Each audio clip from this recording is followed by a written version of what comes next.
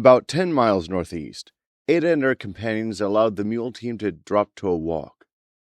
As all the horses followed suit, happy to be able to catch their breaths, Ada once again let her gaze pass over their back trail. Even though the sun was rising to the east and the road seemed to stretch forever, she knew their pursuers would be hard to spot. They would come on bikes, silent and swift. Here on the asphalt or the highways, they'd be able to go fast, much faster than her horses could go. Yet it was a long ascending climb, and that was in her favor. The bicyclers would find no easy downhill slopes to coast to those extraordinary speeds, only a long, slow uphill slog for more than 10 miles. As she checked the ridges on both sides of the highway, her eyes fell on Damien, the fire Tarin her brother had sent with her. Sidling her horse closer to his, she gently pulled the reins out of his hands. "Damien!" She rapped the skinny kid on his shoulder. "Damien, wake up! You're gonna burn your reins in two! Hell, you might even burn your horse!" But the gaunt young man gave no reply. Instead, he wobbled in the saddle, slumped down, and slid off his large mare. The spirit Tarin didn't hesitate. She called to Jessalynn to take the lines, then jumped off the raised driver's platform of their wagon. As the dark-haired water Tarins scrambled over their bucket seats, the mule team hardly even turned an ear, continuing their walk up the highway. While Jane caught the skinny kid and let him ease down, Ada managed to clear his feet from the stirrups. The big mare nervously sidled away, but Ada knew the horse could have acted much worse. She absent-mindedly marked the kind mount for her sensible behavior. While not expertly trained by any means, the big bay would be an asset to anyone, especially those who still could not ride well. Lying on the asphalt of the Belfry Road, Damien twitched and shook, his hands opening now and again to emit little flares. His eyes, when they fluttered open in his struggles, held that sickly red flicker it had seen on her brother while they'd traveled up to the Yellowstone Tarin camp. "He looks like he's burned out, Jade. How's that possible? He hasn't done nothing." Jade had taken the gaunt kid's face in her hands, and she whispered to him. Ariel, the breeched Tarin, stood back, her eyes closed and her hands gripped into fists. Even so, Ada felt her sendings. The terrifying shapes of creatures so alien they should not be possible. Carapaced, many-limbed, and even flying globs of what could only be described as goo. They swarmed around the petite girl, their fangs bared and dripping blood-tinged spittle. Ada shrank away from the Tarin. If Ariel's sendings had been physical, Ada might have been able to defend herself, but this mental assault was just too much to take. She closed her eyes, recounting every person, every horse in their little group, and, in her mind, fixed them where they should be. When she looked up again, she purposefully ignored the alien apparitions, even if they seemed to be hovering right over her shoulder, threatening to devour her. She guided her mount to sidle up to Karsten. "Take Cody and ride down about 1/2 mile. If you see anyone coming from town, you get your ass back up here as fast as you can." The chubby Nevada kid fixed her with a glazed-over look. She shook his arm. "Karsten, listen to me. It's Ariel. She can't control herself. She's whipping her fears all around us." She took her reins and slapped his older gray gelding on the hind. "Move! The way I heard it, she's not very strong. Take Cody down there. You'll have some distance. Maybe you'll be clear of her." Cody had heard her and, with a quiet hang tight to his injured buddy, climbed off the wagon to catch Damien's bay. He easily threw his leg over the saddle, Ada was glad to see, and took up an axe from his belt loop as he reined the big mare around to follow Karsten. She turned back to the prone and twitching fire Tarin. Jade still had her hands wrapped around his head, her eyes shining with their purple glow. No. Don't do this, Damien. Don't do this. The mother chose you. She would not make a mistake. Freyma chose you. Trust her." Damien quieted momentarily, and he opened his eyes. Surrounded by raised and pulsing scars, they shone with a fierce red light. Ada recognized that uncontrolled, wild glare. Her brother had almost burned himself out looking for their sister inside a burning house. While she had not seen him at that actual moment, there had been many instances afterward where he'd come close to losing control. She dove to kneel by Damien's side. God damn it, you stupid crackhead! For once in your life, do something worthwhile! We need you! You are supposed to protect us! If you let yourself burn out right now, who's gonna do that? She doubled up her fist and punched him right in the short ribs, eliciting a sharp exhale. His side was hot. So hot. Even such a brief contact almost burnt her hand. Man up, dumbass! You can't respond from this! No floating through the air to come out at the next safe point and go again. This is your one chance. Your only chance. As she spoke, his clothes burned away, the heat in his body so intense that even the blue jeans around his legs were soon dissolved into smoking ashes. While the acrid burn stink filled the hot air emanating from him, she leaned away. But she didn't let up on her barrage of words. Are you going to give up? Let them all win? Adopting a nasal whine, she added, Oh, golly gee whiz, I guess I couldn't do it. Resuming her normal voice, she added, That's not gonna work, Fireboy. But you just go right ahead, moron. Burn up on this patch of asphalt, and nobody will even remember you. The asphalt under his hands bubbled now as he fixed his shining eyes on her, but Ada didn't let up. Damian Miller? Oh, yeah, that kid. Frame I took made him into a fire Tarin. Yeah, that lasted all of 2 weeks. Too bad, so sad. Looking down at the skinny kid, she rose to her feet and scoffed. But as she watched, his bare skin resumed its normal color.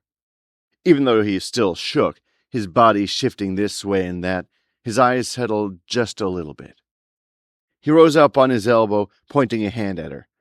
I'm gonna kill you, you sorry bitch.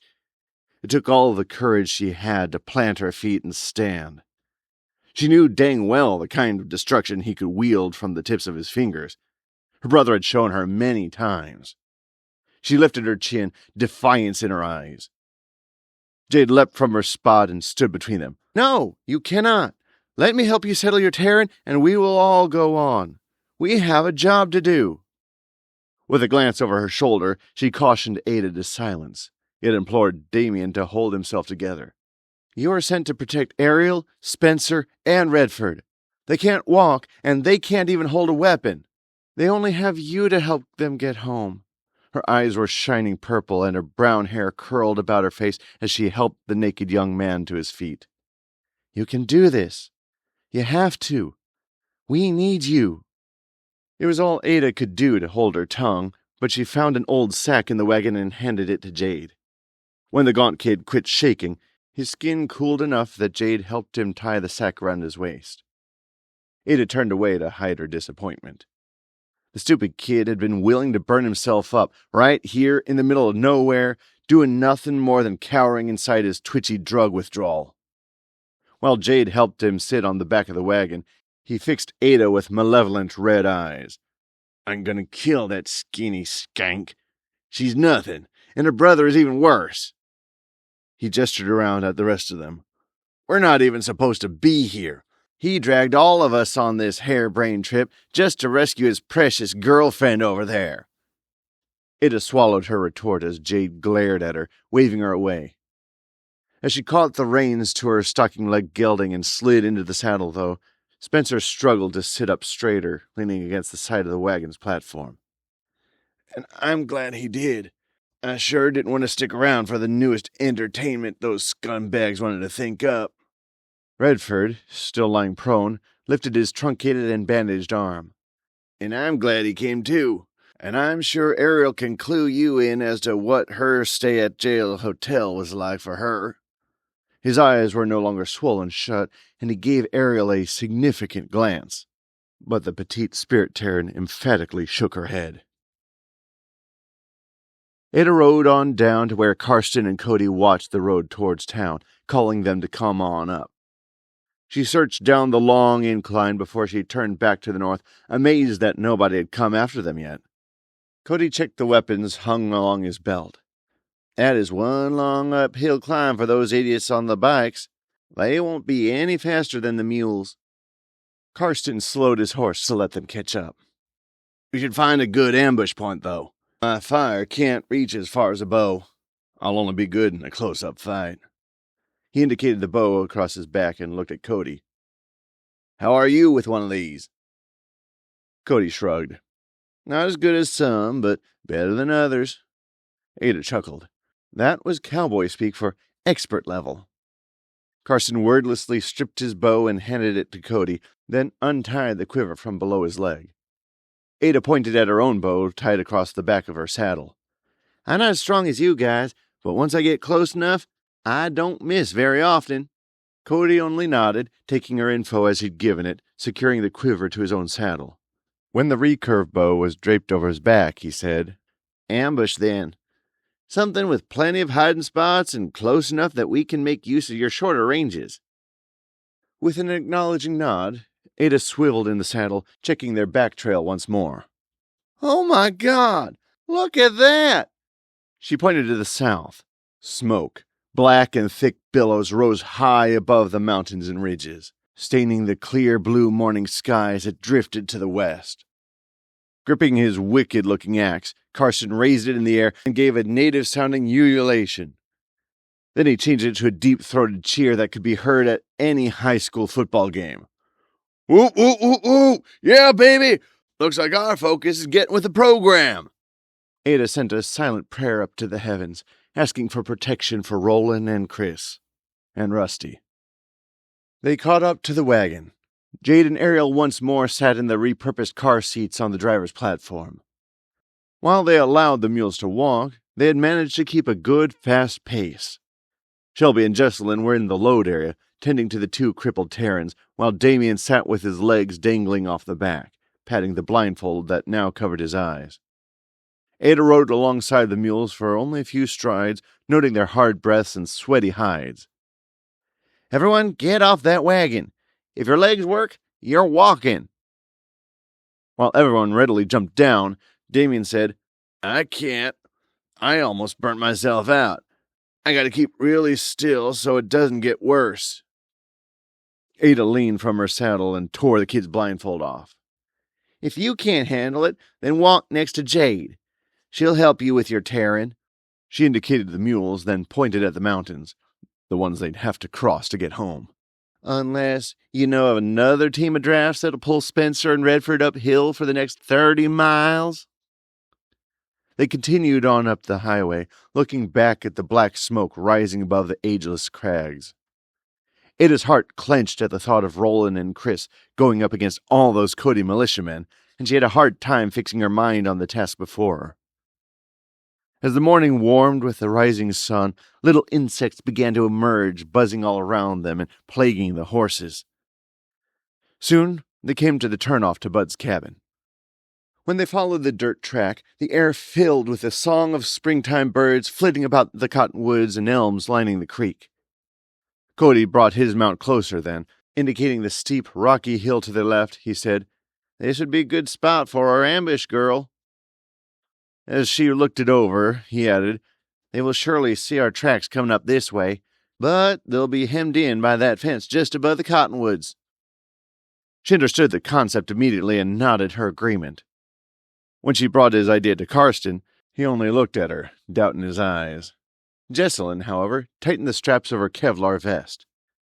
"I can help too. Spencer and Redford are all right for now." Ada swiped at a fly flying too close to her face. "I don't know, Jess. If I remember right, you can't reach much past your own arm's length with your Tarin." Jessalynn gripped the stolen axe hanging from a makeshift loop at her belt. "That's true, but I can swing this." Karsten shook his head. "You'd last 10 seconds against one of these guys. No offense, Jess, but a girl doesn't stand a chance against a bunch of grown men." He turned to Cody. "We need to run. My fire could reach from that mountain to the fence, but not much further. Without Damien to help us." He let his words drift away, then he indicated the highway and pointed towards town. "We don't even know how many men they'll bring. Our best chance is running and keeping them off us, until our buddies can help. Hopefully that smoke plume means that all the Cody guys are busy dealing with that problem." There's not much more to say after that. Karsten had put his finger on their weaknesses with stark facts. When they turned up toward Bud's cabin, Ada was again struck by its beauty. The trees along the draw, as well as the bushes around the pond, were budding with a bright green of spring, and birdsong filled the air. Steep, rocky bluffs rose behind it, covered by sagebrush and hardy desert grass, making a stark contrast against the deep blue sky above. Bud, having heard their approach, stood on the porch with his crossbow over his arm again. When Ada trotted ahead and greeted him, though, he put the weapon away and gestured for her to come up. "That ain't the bunch you left here with, girl." She nodded over her shoulder, indicating the black smoke drifting over the mountains to the south. "The others are busy down there right now. We're taking the ones from the jail home, and we're supposed to pick up the boys and a few of the horses we left. There's a bunch of them that are personal mounts." Bud squinted his eyes at her, the wrinkles around them making the expression much sterner than it would have been on a younger man. "What about my horses? You took a slew of them. When am I going to get them back?" Ada did a double take. She'd been under the impression that he'd been glad to be rid of them. They'd belonged to his lady friend, someone who'd passed, frozen to death during the terrible storm last December. Thinking fast, she dismounted her big paint mare. "You can have the ones we're riding back right now. There are 8 personal horses in that pasture, though, and we'll need to take 'em." Bud shook his head. "That ain't going to work, girl. You told me you only wanted to borrow them. Now you're bringing back 4, and you want to take 8? What about the other ones you took?" She squared her shoulders and indicated the horse pasture just on the other side of the creek. "We left about 50 head with you. You can pick and choose from those.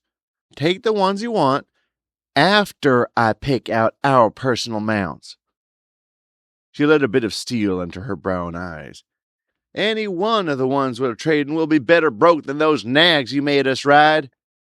Without waiting for a response from the old man, she called out, "Connor, Flynn, Rory, and Matthew, come on, we gotta go." Bud grimaced at her. "Those boys are still sleeping. You worked them too hard on your way down here. They are exhausted." She slid her weapons out of the way, making sure to loosen her hatchet from the holder at her belt. Dismounting her paint mare, she climbed up on the porch and pushed her way past the old man and went into his cabin. Inwardly, she quailed at having to treat him so disrespectfully. "Tough. They're going to have to get their asses out of bed right now. We might have a bunch of men from the jail chasing us. We don't have no time for this shit." Bud eyed her hand on the hatchet and stepped out of her way. Apparently, he was not as ready to use that crossbow as he appeared. She found the boys in the front room, just rising from their sleeping spots. "Are you ready to go?" Matthew, who'd been helping her the most, rubbed a hand through his tousled hair. "Yes, ma'am. Just give us a minute to pack up our bedrolls and such." She smiled at the kid. "Hurry. Meet me down at the horse pasture." When she exited the cabin, she found Bud down by the wagon, talking to Spencer and Redford. She didn't stop to see what they were talking about, but stalked up to the barn to retrieve enough halters for the 8 horses that absolutely had to come with them. Skelton, Indy, Pinky and Sour Patch, Andreas's Blue Roan, Colby's Bay, Chiari's stocking-legged sorrel, and JR's black gelding. She mounted the big paint mare again and rode down to the horse pasture. Before she could go through the green gate, though, Cody and Carson caught up with her. "We're going to have to go down the highway and keep an eye out for that posse." Indicating the rifle scope he held in his hands, she asked, "Where the heck did you get that?" Cody shrugged expressively. "Bud, I don't know why he gave that to me, and he wants it back." Ada scoffed. That sorry little bastard. The old man had started a fight with her, but was now turning around and talking and laughing with the guys. Even helping them. Not her, that girl. Nevertheless, she smiled. "We'll come running as soon as you call. If we're lucky, we can catch them at that ambush spot." With her anger building as she went, she opened the gate to the horse pasture and guided the mare through. She hoped to catch Skelton first. The rangy bay was always happy to play with the humans. After that, she'd use him to catch the ones that were a bit snooty about their independence. Jessalynn joined her, grabbing about half the halters, and Ada nodded her thanks. The water Tarin was a decent horseman, and at least the Richter horses knew her. With a little bit of discussion, they agreed on a plan, and Ada rode her mare into the bunch. Yet, even as she snaked a low loop over Indy, the time ticked away in her head. This delay would cost them dearly. She should just catch fresh mounts for everyone and go. Leave the others and come back for them later. She couldn't, though. Indy was Trin's horse. If they ever got back home and the stocking-legged sorrel wasn't with them, there would be hell to pay. Sour Patch, Chris's horse, and Pinky, Roland's roan mare, were just as valued. She was sure that Andreas, Colby, Chiari, and JR held similar feelings about the horses they'd brought from God knew where. She brought out horses, one by one, and Jessalynn haltered them and tied them to the trees along the creek bank. She looked back at the cabin. Where was that boy Matthew? He always helped her, and she could use him now. After all, she was now catching the ones that the 4 boys would ride back, and they should be here to take them up to the barn to saddle. When she gave the next one to Jessalynn, though, the dark-haired girl pointed up the cabin's driveway. There, their little mule team was just turning in the yard, Jade and Ariel once more in the driver's seats. Bud's wagon, heavily laden with all kinds of bundles, came away from the barn right after. The 4 boys, already mounted, rode alongside it. Ada gave a low curse. "What is going on?" She rode up to the first wagon, checked on Spencer and Redford. They were now lying more comfortably on thick layers of blankets, their broken right legs braced against several pillows. When she rode onto Bud's wagon, he gave her a sideways smile. "Yeah, girl, I should have told you I was coming with you. But seriously, I can't believe you didn't figure that out for yourself." Trying to retain a respectful demeanor to the elder, she smiled tightly. "And what should I have figured out, Bud?" He scoffed, but softened his derision by a wrinkled smile. "Tracks, girl. Any 5-year-old could follow the trail you left right to my front door." When she looked at the 2-track coming up the highway, she could indeed see the marks their horses had left, plain and clear for anyone who was looking. When she turned back to Bud, she winced inwardly. He knew she'd just realized what a mess she'd put him in. He clicked his team up, urging them to follow the other wagon. "After this, nobody around here will trade with me again." He paused, then added, "And the guys hunting you? You think they're going to let me live to see tomorrow?" As his team quietly walked on towards the highway, he cast a significant look at Spencer and Redford. "I don't think I want to find out." The boys on their horses approached her and began asking what she wanted them to do. Instead of answering them, Ada called after Bud. "What do you want to do with the rest of the horses in that pasture?" He waved a nonchalant hand at her. "Hell, just turn them all loose and bring them. We're going to need fresh horses if we're going to make this work." By chance, Ada's gaze fell on Jessalynn, who gaped after Bud. Ada shook her head, balled her hands into fists, and raised her face to silently scream at the heavens. Leaving the canal behind them and heading north, Chris felt the uneven strides his horse took. "Chiari, look behind you. This gelding has something wrong with his left hind." She only clung to his waist more closely, though, and grunted out an answer. "Yeah, I know. That happened just now when most of them were running. A couple of them stayed and sent arrows after us." Brady slowed his horse to take a look. "Dang, girl, there's an arrow in your Kevlar vest as well. Are you all right?" Leaning her head against Chris's broad back, Chiari gave a shallow laugh. "Yeah, you betcha. I'm just peachy."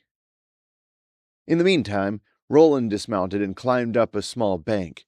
He took up a guard position and scanned their surroundings, an arrow knocked to his bowstring. Chris slid his leg over the sorrel's neck, dismounting. With Chiari's instructions, he carefully took her vest off, and the arrow came away with it.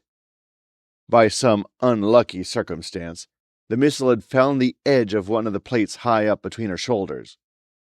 He helped her slide into the saddle and made sure she had a hold of the reins. Bringing the horse around so that he could climb a small set of rocks alongside, he peeled her hoodie and the 2 shirts under it up. When he found her back completely bare, he stopped before he even got to the wound. "What the heck, girl? You ain't even wearing a bra!" She groaned as she stifled her laughter. "Chris, as soon as you can find me a decent set of boobs, I'll be happy to get a bra for them." Behind him, Brady laughed. "Good going, genius." Red-faced, Chris found the wound higher up and cursed softly. "It's not good, Chiari. The arrow glanced off your rib and left a big slash. I could see your rib bone inside it. I'll burn the edges to stop the bleeding, okay?" She began to protest, and Brady said, "No, don't. I can dry it out and then put an air block against it. It'll take longer than burning it, but it won't hurt near as bad." As Brady worked, Chris found the gauze pads and athletic tape in one of their saddlebags. The Wind Taryn's eyes shone white as he worked, and Tarin, beautiful, enticing Tarin, sang through the air. After they were done patching Chiari up, they turned to her horse. With Chiari using her Tarin to shimmy the arrow out of the meaty part of the hind, the sorrel danced and jigged as he tried to escape the pain. Brady rode up alongside and, at Chiari's urging, pulled the missile out the rest of the way. Chiari cried out in pain as the gelding took a huge jump, but managed to stay on. Chris shook his head grimly. "You might have been better off on the ground for that, Chiari." She nodded. "No doubt, except I'm not sure I would have been able to get back in the saddle." Keeping a careful eye on the back trail, they immediately began moving. Rolan still ran alongside Brady's horse, his hand clasping the back cinch as they headed north. After they crossed a high ridge, they allowed their pace to slow. Roland's lungs heaved in great breaths. "We're gonna need some horses." Chris stripped his heavy leather vest off and tied it to the back of Chiari's saddle. He wiped his scarred brow, flinging the sweat to the side. "I thought we'd be able to catch some, but so far, each pasture we go through has only had cattle. Where are all the dude ranches and the big horses they always brag about? Gentle enough for anyone to ride. This valley is supposed to be full of them." With a glance, he checked on Rusty and Killer, but they were easily keeping up. Brady's Blue trailed his owner when he wasn't running with Rusty. Brady looked down at Rolan and Chris. "I don't know what you're whining about. My horse is working just fine." For a moment, Rolan only gaped at the heavy kid. Then he growled, "Apparently, it's your turn to run for a while." When he took hold of the Wind Taryn's leg, getting ready to pitch him out of the saddle, Chris rushed forward to put a staying hand on Roland's shoulder. He couldn't quite stifle his grin at Brady's audacity, though. "You toss him out of that saddle, and he might be able to run to the next fence line.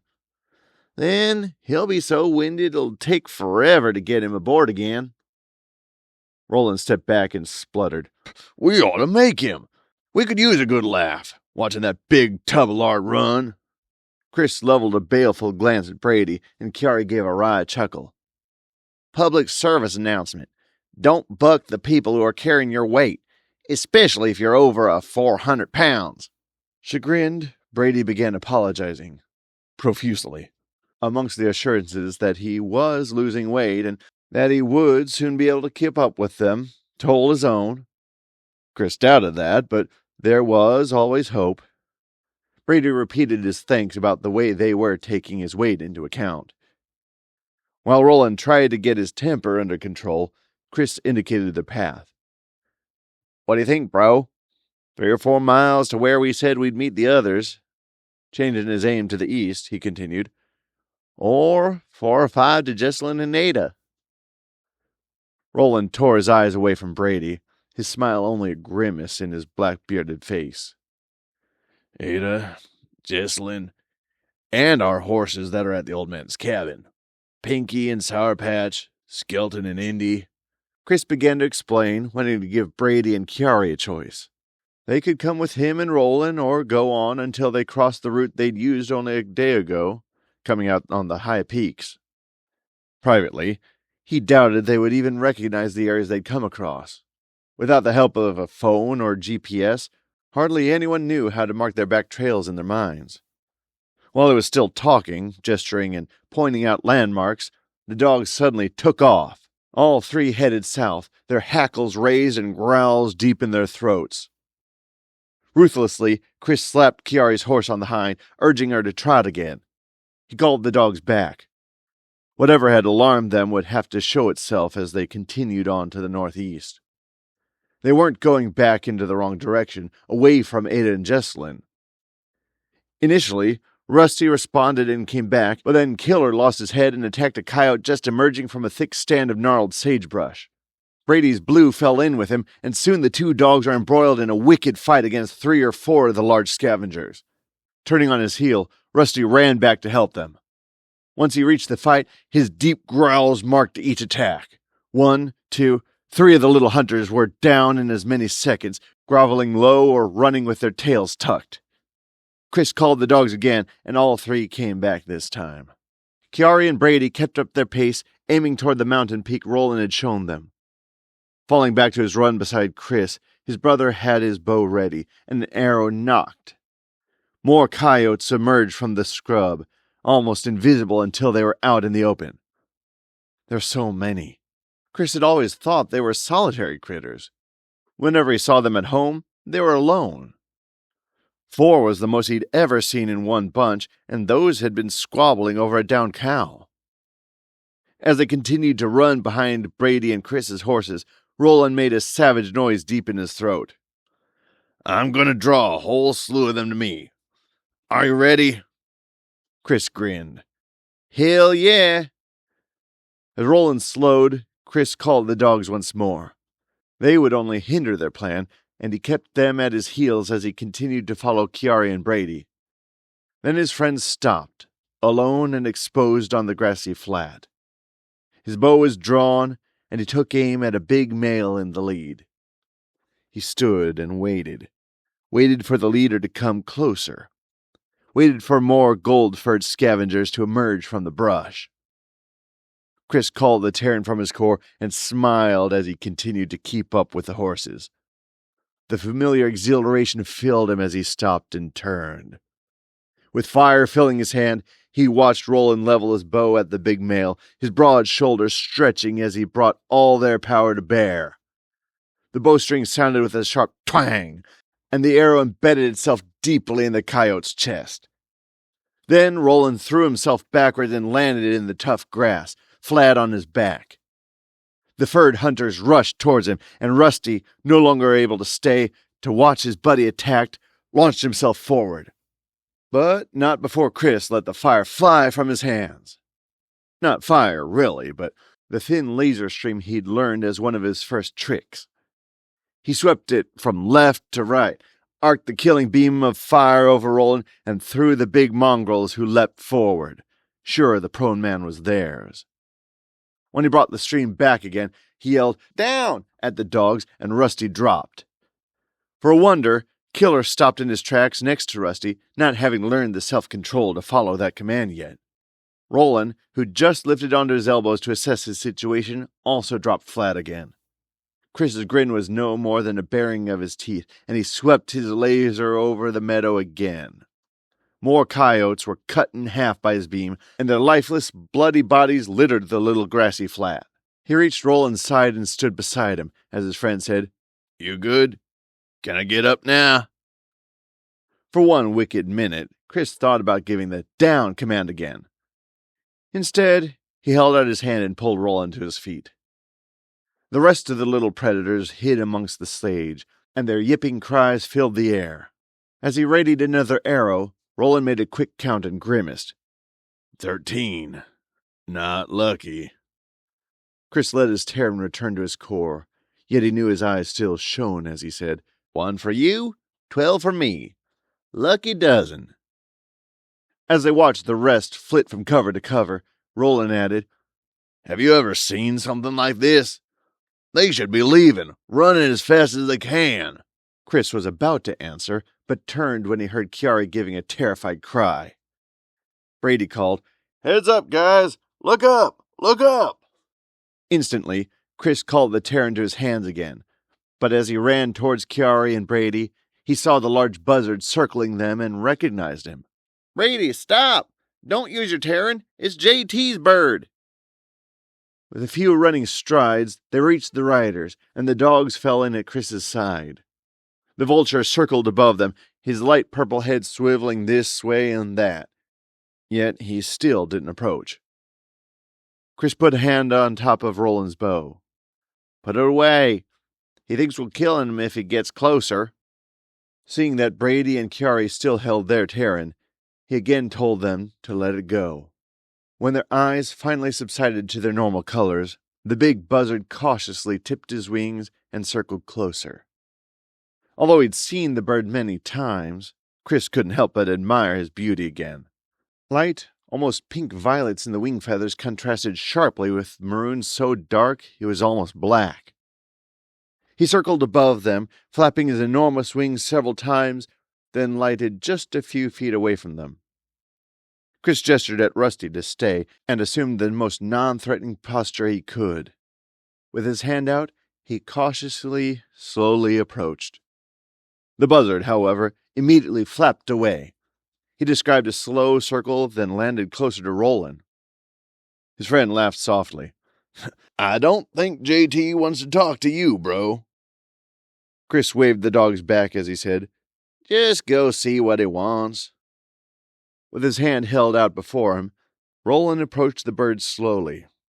When he got close enough, the vulture spread his magnificent wings and extended a tip. Lowering himself to one knee, Rolan let his hand trail along the light feathers. He threw back his head and his whole body stiffened. Tarins sang through the air. Its aura was the telltale purple of spirit, clean and vibrant. It was the buzzard who broke the contact, hopping away and then lifting away against the Wyoming wind. Rolan slumped down, but only for a moment. He braced himself before rising to his feet. When he turned to Chris, his brown eyes were almost black. "Ada," he gasped. Hefting his bow closer, he began to run in the direction the vulture had taken. "She needs help! Hurry!" Almost 50 horse and 2 wagons left one hell of a trail. Ada figured that out when the riders coming from Cody easily found where they'd left the highway and followed their trail up the mountain. Looking back over his shoulder, Bud whipped up his team into a run. Jessalynn was on the lines of the mule team now, since the 2 spirit Tarins sat beside the injured men. The trail, only an old 2-track, was rough, full of holes, sage, and weed. Without the traffic of ranch pickups keeping it up, the high prairie had wasted no time taking it back. Now and again, one of the injured Tarins on the load platform cried out with pain. They didn't have hands to brace themselves and were helpless against the rough path. Ada winced as she looked back. There was little they could do about it. Their pursuers had found them. They were horseback now and whipped their mounts to close the distance. Redford's friend, her cousin or brother, maybe even lover, it was hard to tell sometimes, turned his horse and loped towards the other riders. With his bow aimed high, he let an arrow go toward them. It didn't hit anyone, of course, but they did scatter when it flitted through the sagebrush at their feet. Ada recognized a good idea when she saw it and put Indy in a run. She zigzagged toward their pursuers, then turned her horse to make a wide circle back. She loosed an arrow over Indy's hind, then returned to the wagons. As he ran under her, responding to her every cue, arrows and crossbow bolts flitted past her. The men's range was a lot further than hers. Only the quick-legged sorrel had let her come out of that unscathed. She patted his sleek, powerful neck. He made her look a lot tougher than she was. Carson had come along with her, and with his Tarin riding high, his eyes shone with red light as he loosed long blasts of flame behind them. The prairie grass and shrubs erupted into blazes that took on their own life as the cool mountain breeze fed them. They blocked the men of the posse, but only until they found a way to ride around. That's when Cody began aiming at the point where the riders would have to emerge. Breathing hard, his roan mare stood as she felt her rider stand in the stirrups to loose an arrow. Retreating with the wagons and the horse herd, Cody and she launched arrow after arrow against the men from town, while Karsten continued to light the sagebrush ablaze. Both the wagon teams ran on, up the sage-covered bluff. Bud's wagon was in the lead, the rough terrain sometimes throwing little packages and boxes up in the air to drop into the pasture. Spencer and Redford, held down only by the two spirit Tarins, screamed as their terribly injured limbs were jostled about. While Damien, the burnt-out fire Tarin, clung to the back of the jouncing wagon, the four boys brought their sizable herd of loose horses. And then she heard Bud's wild cackle. Looking back, she saw him stop his wagon as he entered what could only be a cut in the ridgeline. He waved Jessalynn's team on. "It's not as steep as it looks, girl." Bravely, the water Tarin guided the mules into the cut. Spencer's girlfriend, in the seat beside her, put both hands on the headache rack, her knuckles white as she braced herself. Jessalynn clicked the mules up and then, incredibly, just allowed them to go. Down the draw, along only a cow trail. At the end, down at the bottom, there was only a green alfalfa meadow. Bud laughed again, calling, "Watch out for the fence before the hayfield, girl." Jessalynn gave a strained nod. Then the mules gained their footing and sped down the draw. Gamely, she stood on the driver's platform and lay against the lines, guiding their wild run down the steep slope. Then, when their sizable herd of extra horses raced past the boys, she gave voice to her fear again. Ada breathed a sigh of relief when she saw all of them circle away from the fence and regain their control. Bud stood on his own driver's platform and gave a wry shake of his head as he watched. "You say that's your brother's girlfriend?" He stroked his long gray mustache. "I'm gonna find out if she's into older men." As Ada gaped at him, he jumped off his wagon and called the four boys. He proceeded to ream them out for losing control of the horse herd, then told Finn to jump off his horse and get in the wagon. Finn took the lines of the two horses. "What do you want me to do now, sir?" But lithely mounted Finn's horse and took the bow from its holder. "What'd you think, dumbass? Follow the little water witch." Ada envied the kid's blind confidence in the old man. Without complaint, the youngster clicked the team up and was soon racing down that draw, the sedan wagon bouncing wildly over sage and rocks. Turning to Cody, Karsten, and Adam, the old cowboy said, "This is the only place they can cross. There's nothing but cliffs on the other side." He waved at Cody to accompany him, then took up his position on one side of the cut, gesturing Ada and Karsten to the other. "We can kill 'em here." Ada and Karsten looked at each other, then at the 20-plus men coming after them, and Ada said, "Well, we can give it a good try anyway." Quickly, she gave the fire Tarin all the pointers she could, how to stay moving, how to never run in a straight line, how to duck while still guiding the horse. Karsten nodded, his face rigid as he tried to remain polite. "What do you think I've been doing while setting all those fires to slow 'em down?" Ada clenched her teeth. From what she'd seen, he'd only ridden his horse in straight, predictable lines. But before she could make her argument, he pointed down the slope. "What the hell? Who is that?" Two horses had emerged from a draw, and even though their riders were pushing them hard, they only managed a fast trot. They wound their way through the dense, high sage, and she realized two men were running alongside the horses. When she recognized the shape of them, her heart skipped a beat with relief. But it was Rusty's black and white shape flitting through the scrub that confirmed it. "It's Rolan and Chris." She booted Indy in the flanks. "Come on, let's keep those town assholes busy." She rode towards their pursuers, launching arrow after arrow at them. Weaving her horse, she kept up the barrage, even though her chances of actually hitting one were small. Her targets were just on the edge of her range. Bud and Cody descended from the other side, ducking and weaving just as she had. They shot their bows, driving the townsmen back. The men of the posse shouted to each other, then spread out in a wide line. They zigzagged through the brush, often stopping their horses or speeding up in small bursts. Rusty, with the little pit bull in tow, arrived first. He targeted one of the riders, biting the horse's feet as the pit bull jumped high and bit the nose. The Palomino jumped about 10 feet in the air, almost tossing his rider out of the saddle. Only by the greatest stroke of luck did he stay mounted, and when he lost his crossbow in the jump, Ada laughed, "Good dog! Good dog!" As the two riders engaged with the posse, Ada recognized them. Chiari began fouling the arrows and bolts that came toward them. With one hand gripping the saddle horn and a terrible grimace on her scarred face, she rode forward with the other hand stretched before her. The missiles aimed against the four seemed to fly over a hump, disrupting their accuracy entirely.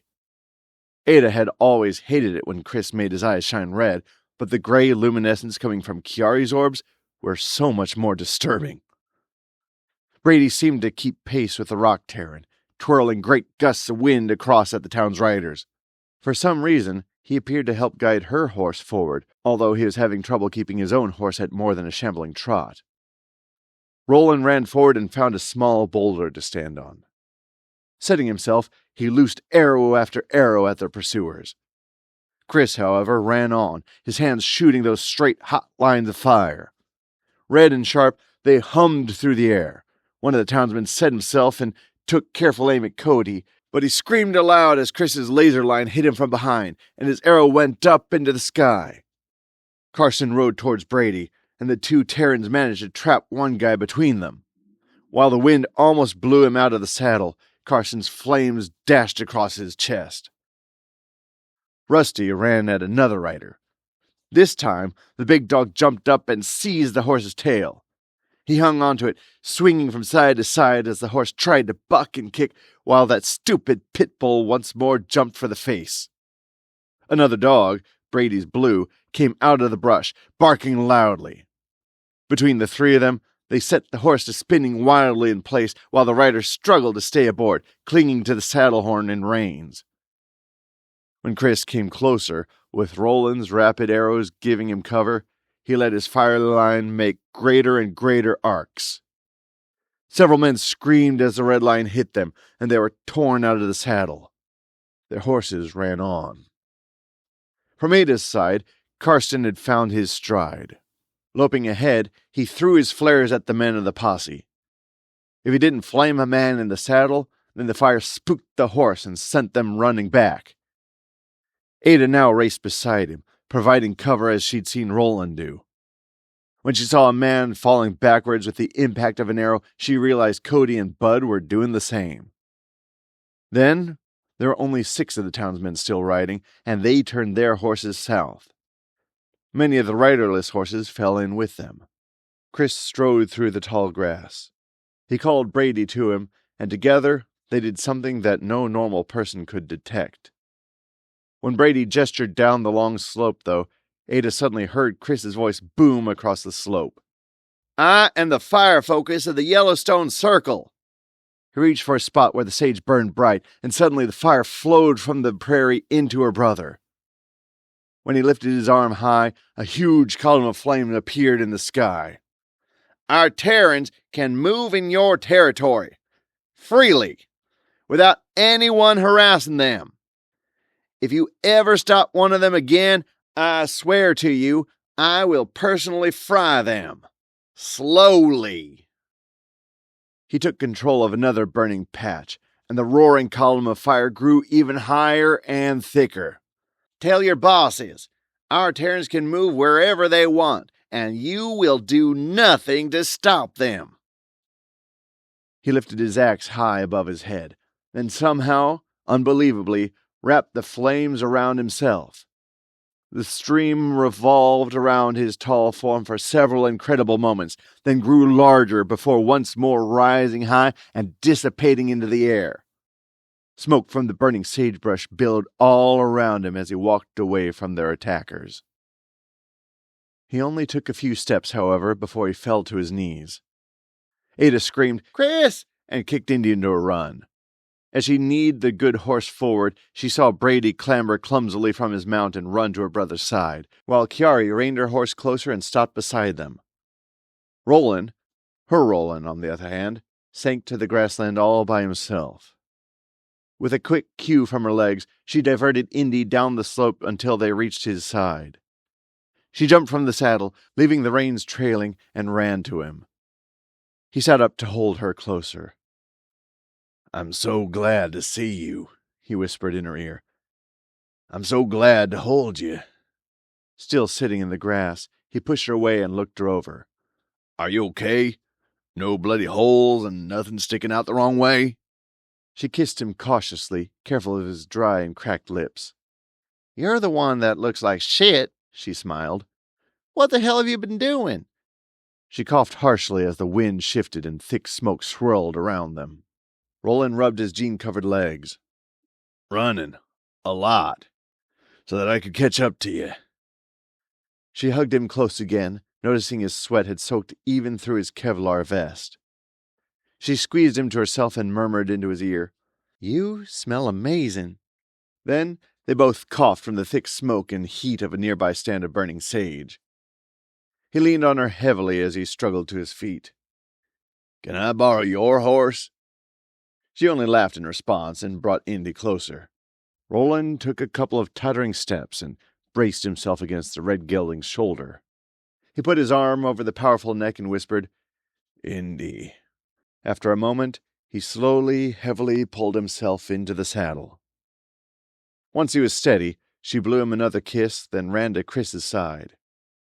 When she approached, Rusty came from somewhere and bumped against her hip. She stopped to envelop the big dog in a hug. She didn't have to bend down far. His head was almost even with her chest now. "You are the most bestest, goodest dog in the world." As she murmured, good dog," over and over, she noticed that Brady's Blue was close, as well as that stupid pit bull, who was wagging his tail uncertainly. Still running her hands over Rusty's coat, she looked each in the eyes, giving them the praise they had so heartily earned. She ran on to find her brother already mounted on Cody's horse. His eyes glowed as he smiled down at her, and awkwardly, stiffly bent from the saddle to hug her briefly. Like Rolan, his shirt and Kevlar vest had been soaked with his sweat, and his jeans were covered with the fine green dust of sage pollen. "I'm glad you're okay, sis." He then guided the horse around all the little burning patches, using his thing to put them out. Karsten rode with him, adding his power. Ada clenched her fists. "What the hell, bro? It don't hurt for all the sagebrush to burn for a bit. That weed you hate so much has eaten it up anyway." Her brother didn't reply, only acknowledged her objection with a tired wave. Brady, the wind Tarin, walked up to her, leading his own horse. She inwardly shuddered when she saw him. The white eyes and raised, pulsing scars across his face almost made him look evil. "Leave him. We wrecked a lot of things today. We don't need to be blamed for another wildfire." When he led his tired horse away, she gaped after him. Another wildfire? Then she remembered the big plume of smoke they had noticed this morning. It had been thick